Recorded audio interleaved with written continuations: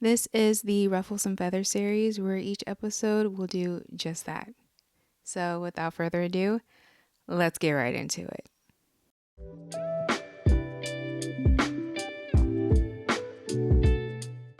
This episode is going to be focused on finding your inner soft self. And for the women who are already soft, may or may not relate to this. I'm not sure of your journey. But for the women who are looking to be more soft, who are coming from having to have such a hard shell and just being super strong and not knowing how to be more soft, then this episode I feel will definitely benefit you and hopefully help you. So let's start with a little bit of background on me. I was taught at a very young age to be independent. Just to have your own, do your own, never depend on anyone, especially not a man. Not to depend on a man to take care of you, not to take care of a man, not to be with a man who was any less status of me, and to not let a man tell you what to do. And with these teachings, I grew into my adulthood being very dominant towards men, and that made me very opinionated. I had the mind frame that men and women were equal, that anything a man can do, a woman can do.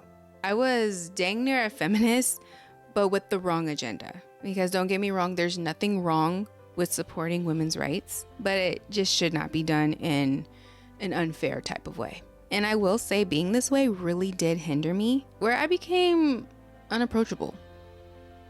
I mean, RBF was on fleek. For those of you who are not sure what RBF stands for, just look it up. You'll see what I mean. I want to say I was a poor communicator. I feel that there are literally two parts of communication. There is listening and there's speaking. And I was doing a whole lot of speaking with very, very little listening, and with a lot of sass. Heavy on the sass. And I want to say I was like this for quite some time. I'm not sure exactly when there was a shift, but I know for a fact that there was a shift. And I want to say I was around my mid-20s when the shift started, when it happened. And that's when I realized that I just couldn't do it anymore. I didn't want to be this person who I had become, who I was literally taught to become, who I've learned to become. I wanted to be more soft, but I didn't know that that's what that was at that time. I didn't know that that was what that was called. I just knew I wanted to be, in a way, a lighter me. But I just wanted to be more approachable, for one. And I knew that I wanted to have kids. And I realized that the way I wanted to have kids, I was definitely going to need a man for that. And I didn't really see myself getting a man with me being so dominant towards men, because what I've come to learn is that the type of man that I was looking for was not necessarily going for a woman who was as dominant as I was. So yeah, I realized I wanted kids, and I wanted them to be in a 2-parent household. I came from a 2-parent household, and so I know the benefits of that. And so I wanted that for my children as well. So I was in quite the dilemma. I wanted kids but had no man, and I wanted a man but I lacked the ability of being affectionate. Yeah, I was all jacked up. At some point, I really did think that I just was not relationship material. It wasn't the fact that I couldn't really hold a relationship. It was just the fact that I just wasn't finding what I was looking for. And so I just stopped looking. I gave up. I stopped looking. And in that process of me just not worrying about it, I had a conscious and an unconscious approach to the situation of growing into my softer self. Unconsciously, I made great friends. And I didn't make friends with just anyone. Like up until this point, I would have a lot of friends who were single or who were casually dating, not really caring about the future, just, single, living your best life. But in this sense, I made friends with people who were couples, and like legit couples, like either married or on the verge of marriage couples. And it's funny because it was completely the opposite of what I had going on for myself at that point. Like these friends of mine, like they were couples where they were just the right amount of mushy and lovey-dovey without like the sickening aspect of it, like not like the puppy love with the dating and everything. Like no, these were couples who had literally genuine unconditional love for one another. That was actually very admirable. And with coming from a 2-parent household, I did have a great example of unconditional and true love, but it was just done in a different way. The way that I saw it, it was just different. I grew up with watching my mom cater to my dad. And although that's a beautiful thing, it was just, I felt seeing that it was always one-sided. And with me meeting these other friends, I got to see a different side. I got to see how it was reciprocated, how the woman would do for the man and the man for the woman. And that was just something that I wasn't necessarily used to seeing. And I think with me seeing that at a young age with the woman catering to the man so much is what put me into that hard shell of mine to where I was just like, I'm not doing that. Like I literally watched my mom baby my dad, and he ate that up. Like but that was their dynamic. That until this day, she still caters to him. And now I look at it through a different lens, I guess you can say, and I see the importance of it, and I see the true love that they have for one another. And I get to see now how my dad is more tender with my mom as well in their older age. But at a young age, when I was looking at them at first, it just looked like it was a lot of work, and I really did not think I had the capacity to do that. I felt that's why I went into the, oh no, women and men are equal. If I do this, he can do this. And like that's literally how my mind frame was. And my mom would always tell me, she would say that when you find the right one, your thoughts may change. And I used to think she was crazy. I was like, no, that's not me. That's not what I'm about. I'm not gonna do that. I literally would tell my mom that I'm going to marry a chef because I'm not going to be sitting here cooking and catering to no man, blah, blah, blah, yada, yada. It's just so funny now because literally once I got married, and even before I got married, I was over here cooking and cleaning for that's a whole other episode. We gonna worry about that later. We're gonna stick with the topic for today. But yeah, basically, I do want to mention that I had a great example with my parents, watching them, but I also am appreciative to what I got to witness through my friends and their relationships. And these friends of mine, they were of different cultural backgrounds. So I got to see how diverse it really was. And my friends, like literally, I want to say, took me under their wing and literally helped me. Like I didn't really have to voice to them of how I wanted to have something similar to what they had, but they just knew. At the time, my now husband, he was like a boyfriend. I don't know. We have a situation. It was interesting. But anyways, back then we were just talking. I was definitely really into him. And one of my friends, she had told me a phrase that it was nothing new. I've always heard it. And she was basically saying that a way to a man's heart is through his stomach. And I was just like, yeah, I've heard that before. Okay. But what I really appreciated with her was she literally came over and she cooked with me, and she shared some of her cultural recipes with me, and she literally shared that with me and told me stories and all that stuff. And it was just really nice. And it was a different type of friendship that I never really had before. And I just really appreciate it. Like, till this day, I still keep in contact with these friends. You know, we all have gone separate paths, moved far away and all that, but we still find time to keep in contact with one another. And I'm just so grateful for them, because I feel like with their guidance, along with what I was taught growing up, it really helped shape and mold me into being the person I am today, the wife that I am today, and someday the future mother that I will be as well.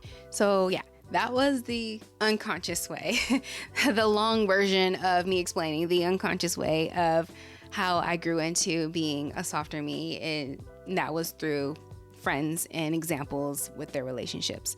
Now, the conscious way of how I did it was, since I was already single, living my best life, it allowed me to take time to reevaluate myself. I stopped looking at relationships in the short term and started looking at them in the long term, and just the overall big picture.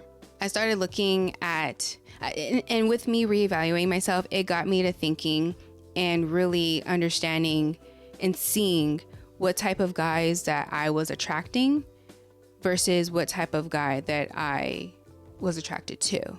And so you take that and you mix it with all the knowledge that I gathered over the years from family and friends, and you had the perfect cocktail to becoming a new woman. This really gave me a chance to focus on me and really just get myself together. Not necessarily financially, but mentally. Like, what I could bring to the table besides these wonderful looks of mine. I'm just kidding. I'm kidding. And before I knew it, I was in a relationship, married to the love of my life. That was really mushy. Yeah. But that's okay.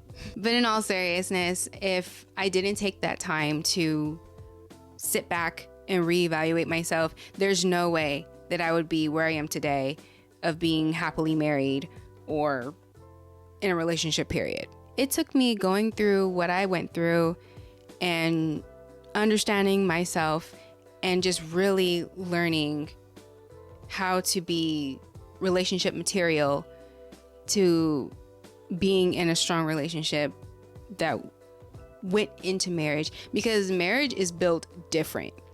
Like, yes, it's a beautiful thing to be married to your best friend. It's a beautiful thing to be in a solid relationship and to vow yourself to one another. And it's an amazing thing, but at the same time, it also is work. Yes, you're living with your best friend, but if you're a normal person or just the average person, you're going to have debates with your best friend. You're going to have disagreements. You're going to have times where you love that person, but you don't necessarily like them. So yeah, it's not for the weak. It's a great experience. It's a wonderful thing.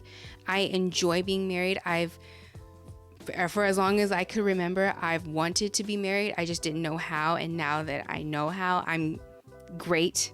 I'm happy with it, but it definitely is not something that you can just get into with the thought of, okay, if it doesn't work out, then there's this. Like, no. It's not about that.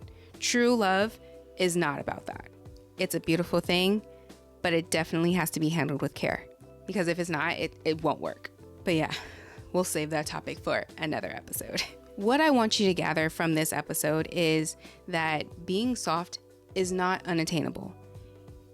As you can see, or as from what I told you earlier, just having that hard shell of mine, there was no way that I would have seen. Like, if someone would have told me that, hey, in this year, at this time, you're going to be married, doing this, and yada yada, I would be like, you're crazy. I'm not going for that.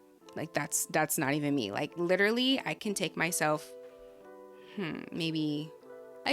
like 10 years ago, and I was definitely a different person.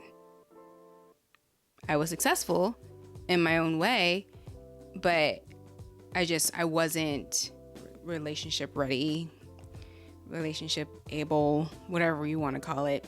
that just wasn't me. Some of the best advice that I can give you is to really learn yourself. Take time, if you're single, whatever the case may be, I would say take time to learn you. Learn what you like, learn what you don't. Love yourself. Figure out what makes you happy. Like literally take time to understand who you are and factor that in with the person that you want to be with. And if you're unsure of where to start, what type of person you are, I would start with the people you consider you're close to, whether it's friends, family, like people you can really trust their opinion, not just anyone who will just tell you any information. Like, no, you need to ask someone or ask people who really know you and who can really help you take a deep dive into who you are as a human being and literally help guide you into understanding who you really are, and really listen to what they have to say. Whether it's something that can be uncomfortable or it can be something that you were unaware of, but they made you aware with telling you, because friends are great friends, but a lot of the times some may not say certain things because they may not know how it will affect you or how you will take it. But a good friend, if you open the door and you ask them and you want them to be completely honest, a good friend will tell you how it is. They'll tell you like it is. And that's what you need.